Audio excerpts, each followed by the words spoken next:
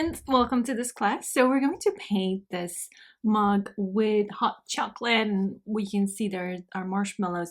I want to show you my test piece.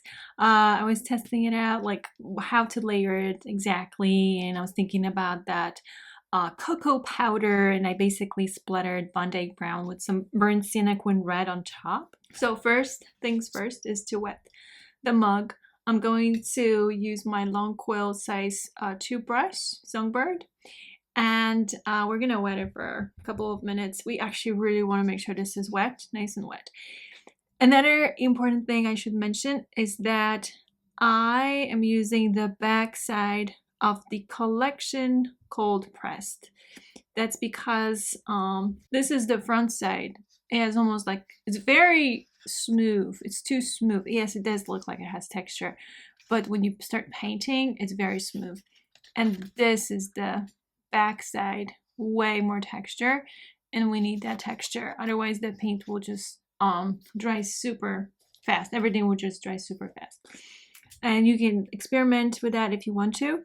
It's just, this is from my experience. They used to have different paper. The collection was different, and then they changed it.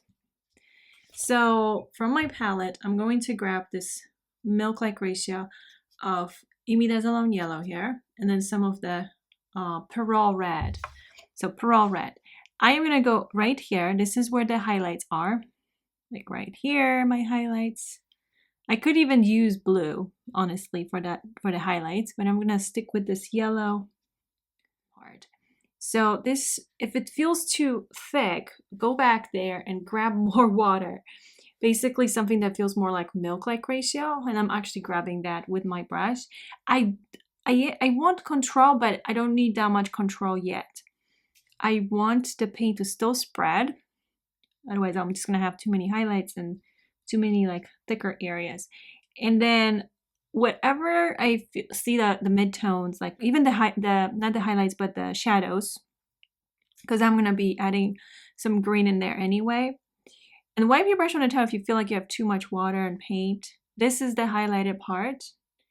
I don't want to mess with it too much, but I should have now a little less of all of it on my brush, just a little more control. So this is the area, so you have to be careful because this is like the bottom of the cup, right? There's a highlight right there. I don't want to lose it. So if you're worried that there's too much flow, just wipe your brush a little bit on a towel. You kind of touch it toward a towel just to remove the excess. And here carefully, just so we have a nice edge to this. Shadows will change everything. Like now it looks already pretty, but we need shadows to make it look natural. So we have the highlights, and then let's not forget the ear. I'm wiping actually my brush on a towel. I want more like a heavy cream-like ratio. Let me see if I can grab both of these reds, not just one red, both reds, but you're not trying to like mix them on the palette.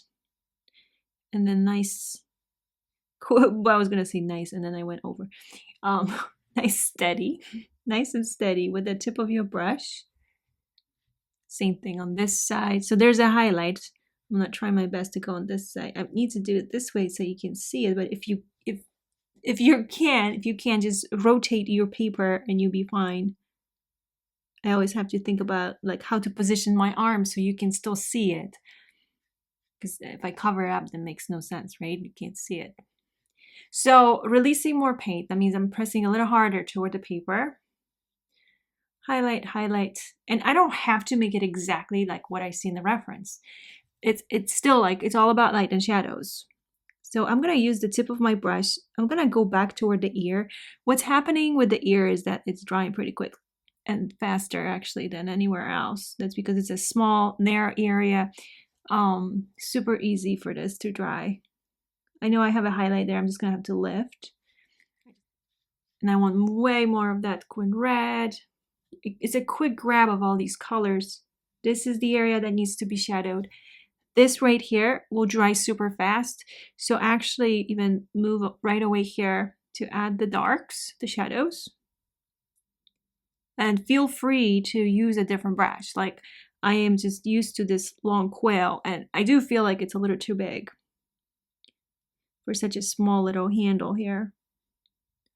I do want a shadow here too, so that's another area where we need a shadow. And then on the bottom, I'd say a little bit.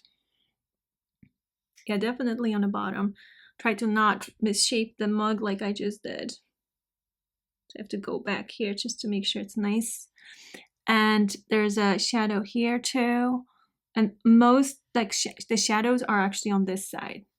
So the idea is to go through your paper, like through the areas as many times as you can, because when you work the whole thing all together, like you keep the paper wet longer. Otherwise, everything would just dry super fast.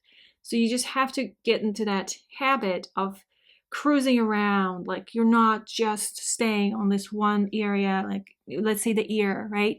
And you're just working here the whole time and then everywhere else has dried. So that's why like you want to keep your paper as wet as long as possible. So it stays wet for a long time. I'm just focusing here actually because I would really want that shadow here. And that's the way to do it. You cruise around and not focus, like you're not focusing only on like one little area. So this is where we have shadows. And the bottom, and you, no matter what brush you're using, use the tip of your brush when you do this. Now we have some nice shadows actually. I'm gonna grab like a creamy paint right here on the top of this, which is kind of like on the inside where we have the marshmallows, I want to say, because there's a little bit of shadow. I don't want to go too far with it. And then here, like you can tell this has dried. So what I'm going to do is grab like a damp brush in a second. I just don't want to miss out here on this part yet. So thank you so much for your time, and please let me know if you have any questions.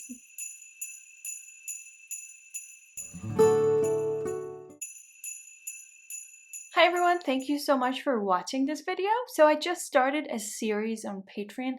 It's called 12 Days of Christmas. This is where I share classes and 12 different cards. So you'll get to create Christmas cards for your family and friends. And this series is only available on Patreon. So it's www.patreon.com/MariaMoreJane.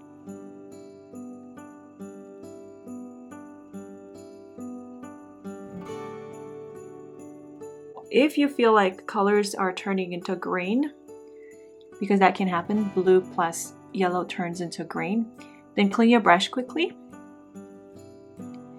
and start over, like grabbing the colors again on your brush. So more of that phthalo blue, and as you see, I'm not going all the way to the end here, to the edge of the snowman. I'm leaving this part as light as I can. One thing I should have done, and it's too late for me, maybe it's not late for you, is to add a little more to that shadow here. You know, it's still wet. I may as well add a little bit. It's just the indigo.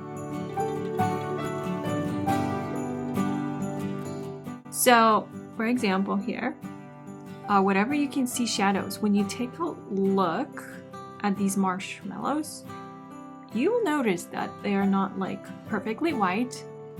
What's reflecting over it is actually the chocolate, the color of the chocolate, the cocoa powder, or colors from the mug. So here we do want the highlights, so we definitely don't want to lose the highlights. So here's this version from the class, and there's my test piece. I painted this test piece so much faster, and I actually like this one better. Along the sketch line on the inside, so you have more highlights.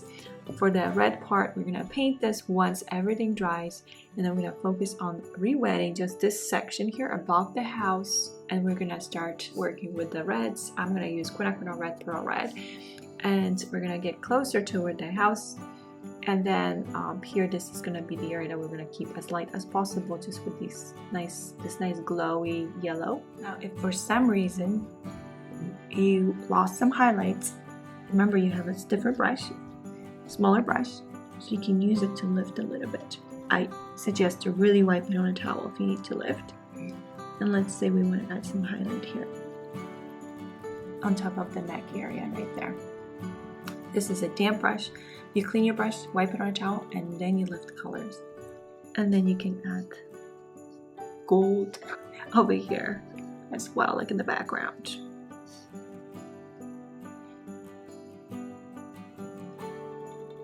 I think I'm good with it. Oh, actually, you know what?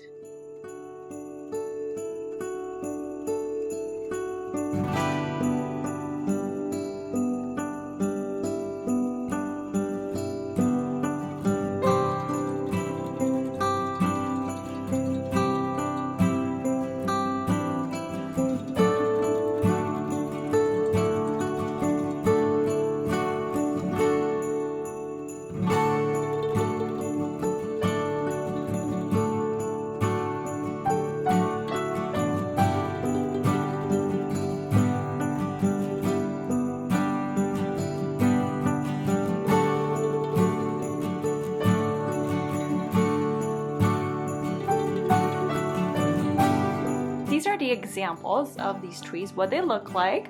So the first wash is very light, and this is the brush that I am using. This is actually a full class that's available on Patreon. So it's important to blend your colors on the paper instead of your palette, so you can see the separation of colors, so that blue has different shades, so it's not just cobalt blue, or let's say you mixed the colors perfectly on a palette. There's no point for that because we're painting with watercolors.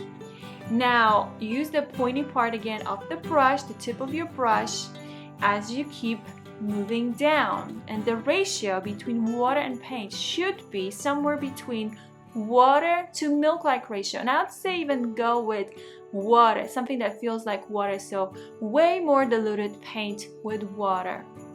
And then you just keep going, and you can use a rigger brush as well, and that'll help you, like maybe with the tree tops, to create some of the thinner branches. And then you can use darker shades such as Van Dyke Brown, Indigo, to add these trunks, and you want to do that wet on wet. So when we first started painting these trees, it was wet on dry, but the layer is still wet, and we're applying these darks now. This is like indigo basically, wet on wet. So it changed from wet on dry to wet on wet because we were adding more color on top of it, and you're only adding those darks towards like the areas where you have shadows and you see a little bit of those branches. Now once you're done applying colors, you actually want to place your card like so it stands up, so the paint kind of keeps moving down a bit, and in between you can add some water, for example, to create slight blooms, tiny blooms. That's when you want that paint to drip down a little bit more for that effect. But you'll find more information and you'll get to paint the entire card in my Patreon school. So there will be more cards to paint. This is just day one, and day one is really detailed. So it's a full real-time video where I talk in real time as I'm painting. So I hope to see you on Patreon. Thank you so much.